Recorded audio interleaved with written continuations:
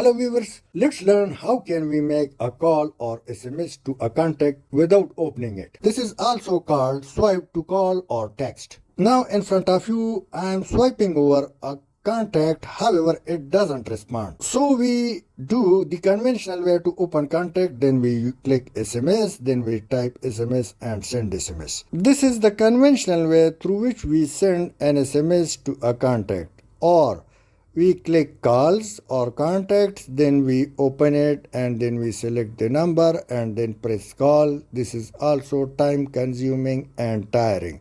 Rather in emergency it's difficult. So let's activate swipe to call or text. Go to your settings and in settings now scroll down to advanced features and now swipe to call or text. Select this and on this option you can read below about the text as well as simulation is also in front of you. Now let me open the contact. Now from left to right swipe it, so you will simply go to SMS, directly send SMS to any contact without opening it. Now in reverse manner we will swipe over the contact and we will use call. And it's done.